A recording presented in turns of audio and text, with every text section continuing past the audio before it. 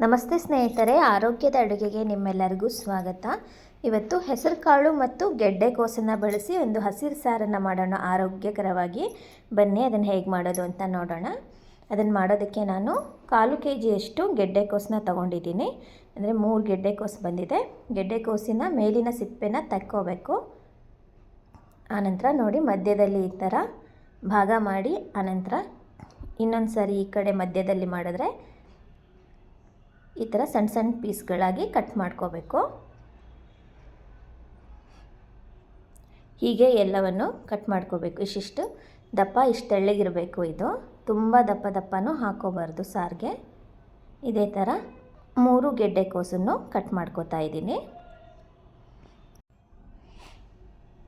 ಇಷ್ಟನ್ನು ಸ್ವಚ್ಛವಾಗಿ ತೊಳೆದು ಇಟ್ಕೋಬೇಕು. ಆನಂತರ ನಾನು 2 ಬಟ್ಲಷ್ಟು ಹೆಸರು ಕಾಳನ್ನ ತೊಗೊಂಡಿದ್ದೀನಿ. ಅಂದರೆ ಟೀ ಕುಡಿಯೋ ಕಪ್ಪಲ್ಲಿ 1.5 ಹೆಸರು ಕಾಳನ್ನ ತೊಗೊಂಡು ಚೆನ್ನಾಗಿ ತೊಳೆದು ಇಟ್ಕೊಂಡಿದ್ದೀನಿ. ಅದಕ್ಕೆ ಈಗ ತೊಳೆದಿರೋ ಅಂಥ ಗೆಡ್ಡೆಕೋಸನ್ನೆಲ್ಲ ಹಾಕಿ ಅರಿಶಿನದ ಪುಡಿ ಹಾಕ್ತಾಯಿದ್ದೀನಿ. 1 ಟೀ ಚಮಚದಷ್ಟು ಎಣ್ಣೆ ಹಾಕ್ಕೋಬೇಕು. 2 ಟೊಮೆಟೊನ ಹಾಕ್ಕೋಬೇಕು.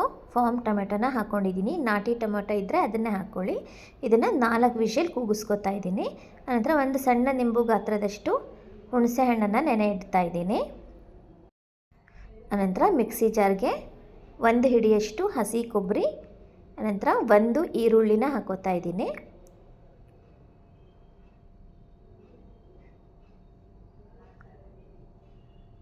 ಅನಂತರ ಅರ್ಧ ಗೆಡ್ಡೆಯಷ್ಟು ಬೆಳ್ಳುಳ್ಳಿನ ತೊಗೊಂಡಿದ್ದೀನಿ. ಅಂದರೆ 5-6 ಹೆಸರು ತೊಗೊಂಡಿದ್ದೀನಿ. 4ರಿಂದ 5 ಹಸಿಮೆಣಸಿಕಾಯಿನ ತೊಗೊಂಡಿದ್ದೀನಿ. 1 ಹಿಡಿಯಷ್ಟು ಕೊತ್ತಂಬರಿ ಸೊಪ್ಪು, ಹಾಗೆ 1.5 ಟೀ ಚಮಚದಷ್ಟು ಜೀರಿಗೆನ ಹಾಕ್ಕೋಬೇಕು. ಇದೆಲ್ಲ ಹಾಕ್ಕೊಂಡು ತರ್ತರಿಯಾಗಿ ಮಸಾಲೆನ ರುಬ್ಕೋಬೇಕು. ಪೂರ್ತಿ ಸಣ್ಣದಾಗಿ ನುಣ್ಣಗೆ ರುಬ್ಕೋಬಾರ್ದು. ನೋಡಿ ಈ ಥರ ತರ್ತರಿಯಾಗಿರಬೇಕು ಮಸಾಲೆ. ಅನಂತರ ಈಗ ಕುಕ್ಕರ್ 4 ವಿಷಲ್ ಕೂಗಿದೆ. ಬನ್ನಿ ಅದನ್ನು ನೋಡೋಣ. ತರಕಾರಿ ಹೆಸರು ಕಾಳು ಎಲ್ಲ ಚೆನ್ನಾಗಿ ಬೆಂದಿದೆ. 2 ಟೊಮೆಟೊನೂ ಎತ್ತಿಟ್ಕೋತೀನಿ ನಾನು. ಟೊಮೆಟೊನ ಎತ್ತಿಟ್ಕೊಂಡು ಸಿಪ್ಪೆ ತೆಗೆದು ಟೊಮೆಟೊನ ಹೆಸರು ಕಾಳು ಜೊತೆಗೆ ಚೆನ್ನಾಗಿ ಸ್ಮ್ಯಾಶ್ ಮಾಡಬೇಕು. ಹೆಸರು ಕಾಳು ನೋಡಿ ಈ ಥರ ಚೆನ್ನಾಗಿ ಬೆಂದಿರಬೇಕು. ಒಂದು ಪಾತ್ರೆನ ಇಟ್ಕೋತಾ ಇದ್ದೀನಿ. ಒಗ್ಗರಣೆಗೆ 5ರಿಂದ 6 ಟೀ ಚಮಚದಷ್ಟು ಎಣ್ಣೆನ ಹಾಕೋತಾ ಇದ್ದೀನಿ. ನಂತರ ಸಾಸಿವೆ, ಜಜ್ಜಿರೋ ಅಂಥ ಬೆಳ್ಳುಳ್ಳಿನ ಹಾಕೋತಾ ಇದ್ದೀನಿ. ಸಾಸಿವೆ ಚಟಪಟ ಅಂದಮೇಲೆ ಅನಂತರ 1 ಕಡ್ಡಿಯಷ್ಟು ಕರಿಬೇವನ್ನು ಹಾಕ್ಕೋಬೇಕು.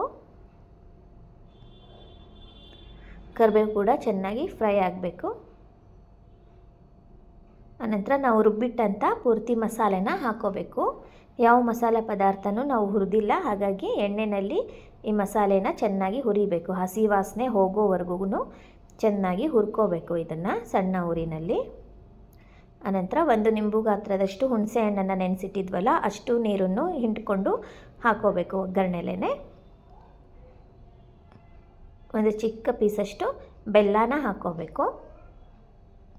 ರುಚಿಗೆ ತಕ್ಕಷ್ಟು ಉಪ್ಪನ್ನು ಹಾಕೋತಾ ಇದ್ದೀನಿ. ಆನಂತರ ಸಾಂಬಾರು ಪುಡಿನ ಹಾಕೋತಾ ಇದ್ದೀನಿ. 1 ಟೀ ಚಮಚದಷ್ಟು ಸಾಂಬಾರು ಪುಡಿನ ಹಾಕೋತಾ ಇದ್ದೀನಿ. ಇಷ್ಟೆಲ್ಲ ಹಾಕ್ಕೊಂಡು ಇದನ್ನು ಚೆನ್ನಾಗಿ ಕಲಿಸ್ಕೋಬೇಕು. ಆನಂತರ ಬೆಂದಿರೋ ಅಂಥ ಈ ಗೆಡ್ಡೆಕೋಸನ್ನ ಮಾತ್ರ ಹಾಕ್ಕೋಬೇಕು. ಹೆಸರು ಕಾಳನ್ನ ಇವಾಗಲೇ ಹಾಕ್ಕೋಬಾರ್ದು. ತರಕಾರಿ ಮಾತ್ರ ಈ ಥರ ಹಾಕ್ಕೊಂಡು ಇದ್ರ ಜೊತೆಗೆ ಬೇಯಿಸ್ಕೋಬೇಕು. ಆವಾಗ ಉಪ್ಪು ಖಾರ ಎಲ್ಲ ತರಕಾರಿಗೆ ಚೆನ್ನಾಗಿ ಹೀರ್ಕೊಳ್ಳುತ್ತೆ. 1 ನಿಮಿಷಗಳ ಕಾಲ ಬೇಯಿಸಿದ್ರೆ ಸಾಕು. ಆನಂತರ ಹೆಸರು ಕಾಳನ್ನ ಚೆನ್ನಾಗಿ ಸ್ಮ್ಯಾಶ್ ಮಾಡಬೇಕು. ಸ್ಮ್ಯಾಶ್ ಮಾಡಿ ಹಾಕ್ಕೋಬೇಕು. ಇದಕ್ಕೆ ಎಷ್ಟು ನೀರು ಹಿಡಿಸುತ್ತೆ ಕನ್ಸಿಸ್ಟೆನ್ಸಿ ನೋಡಿಕೊಂಡು, ಹದ ನೋಡಿಕೊಂಡು ನೀರನ್ನು ಹಾಕ್ಕೋಬೇಕು. ಇಷ್ಟೇ. ಇವಾಗ ಹಾಕಿದ ಪದಾರ್ಥ ಎಲ್ಲ ಮುಗೀತು. ಕುದಿ ಬಂದ ಮೇಲೆ 10 ನಿಮಿಷಗಳ ಕಾಲ ಕುದಿಸಿದ್ರೆ ಸಾಂಬಾರು ರೆಡಿಯಾಗಿ ಹೋಗುತ್ತೆ.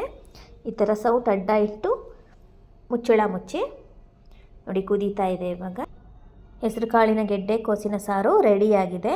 ಬಿಸಿ ಬಿಸಿ ಅನ್ನದ ಜೊತೆಗೆ, ಮುದ್ದೆ ಜೊತೆಗೆ ತುಂಬ ಚೆನ್ನಾಗಿರುತ್ತೆ. ನೀವು ಈ ವಿಧಾನದಲ್ಲಿ ಒಂದು ಸಾರಿ ಪ್ರಯತ್ನ ಮಾಡಿ ರುಚಿ ಹೇಗೆ ಬಂತು ಅಂತ ಕಮೆಂಟ್ಸ್ ಮಾಡಿ ಹೇಳೋದನ್ನು ಮಾತ್ರ ಮರಿಬೇಡಿ. ಇದೇ ಥರದ ಆರೋಗ್ಯಕರ ಅಡುಗೆಗಳಿಗಾಗಿ ನನ್ನ ಚಾನಲನ್ನು ಸಬ್ಸ್ಕ್ರೈಬ್ ಮಾಡಿ. ಮತ್ತೆ ಇನ್ನೊಂದು ಆರೋಗ್ಯದ ಅಡುಗೆಯೊಂದಿಗೆ ನಿಮ್ಮನ್ನೆಲ್ಲ ಭೇಟಿಯಾಗ್ತೀನಿ. ಅಲ್ಲಿವರೆಗೂ ನಮಸ್ಕಾರ. ವಿಡಿಯೋ ನೋಡಿದ್ದಕ್ಕಾಗಿ ನಿಮ್ಮೆಲ್ಲರಿಗೂ ಧನ್ಯವಾದಗಳು.